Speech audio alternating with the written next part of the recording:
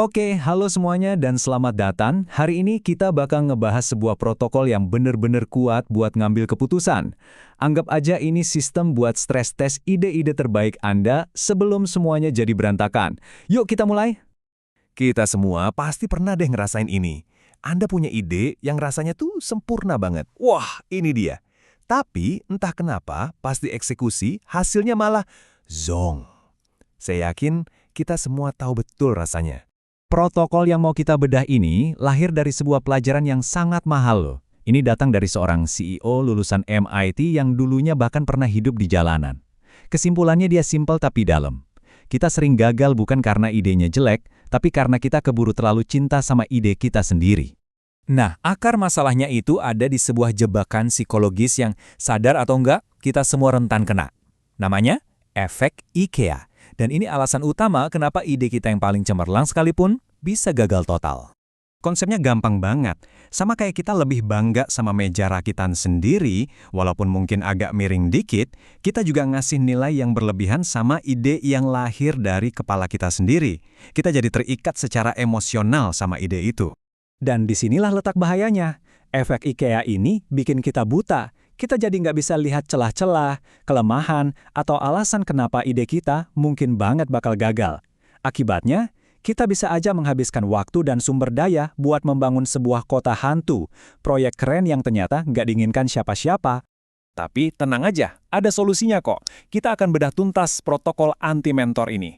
Mulai dari gimana caranya nemuin anti-mentor versi manusia dan AI, sampai cara memeriksa titik buta kita sendiri, biar keputusan besar Anda berikutnya jauh lebih kokoh. Nah, ini dia penawarnya.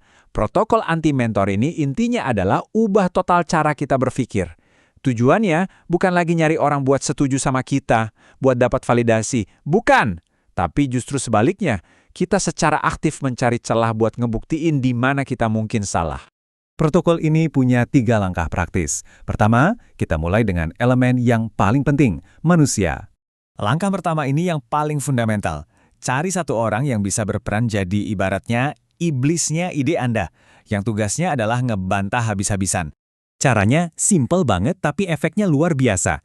Cukup pilih satu orang yang Anda benar-benar percaya sama penilaiannya dan kasih mereka satu instruksi yang jelas. Tolong coba bunuh rencana ini di atas kertas. Logikanya kan sederhana ya. Kalau ide Anda nggak bisa selamat dari kritik seorang teman, gimana caranya mau selamat di pasar yang kejam? Oke, sekarang kita naikin levelnya. Mari kita lihat gimana teknologi modern, khususnya AI, bisa kita pakai buat perdebatan yang bahkan lebih keras lagi. Kita sebut ini teknik shadow boxing. Bayangin aja, Anda bisa ngelakuin simulasi debat super intens dengan AI sebagai lawan tanding yang nggak kenal lelah. Cara kerjanya begini, Anda kasih semua detail rencana Anda ke AI, terus minta AI-nya buat mainin 2 peran sekaligus. Di satu sisi, jadi desainer produk yang super optimis, di sisi lain, jadi investor yang skeptis banget.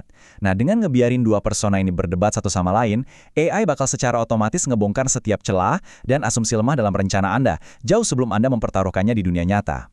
Langkah terakhir ini yang paling dalam, menemukan titik buta kita. Ini adalah cara buat ngebongkar asumsi-asumsi tersembunyi yang bahkan kita sendiri nggak sadar kalau kita punya. Ini dia, pertanyaan pamungkas buat AI Anda. Saat kita mulai sukses, kita cenderung membangun semacam gelembung ego di sekitar kita. Nah, pertanyaan yang lugas ini dirancang buat meletuskan gelembung itu dengan paksa. Tujuan dari pengecekan titik buta ini adalah buat nemuin apa yang disebut ghost notes, data-data krusial atau perspektif penting yang tersembunyi, yang bisa jadi penentu antara keberhasilan dan kegagalan. Oke, jadi kita udah punya langkah-langkah praktisnya. Sekarang, yuk kita pahami filosofi di baliknya. Karena ini bukan cuma soal taktik, tapi soal perubahan mindset yang fundamental. Nah, ini dia inti dari semuanya. Daripada kita terobsesi buat ngebuktiin bahwa kita benar, lebih baik kita fokus untuk terus-menerus mengurangi kemungkinan kita salah. Ini adalah pergeseran pola pikir yang, wow, luar biasa besar. Jadi pelajaran terbesarnya adalah ini, keberanian itu bukan keyakinan buta, keberanian sejati adalah punya sistem. Sistem untuk secara rendah hati menguji keyakinan kita yang paling kuat sekalipun. Jadi, tantangannya untuk Anda adalah ini.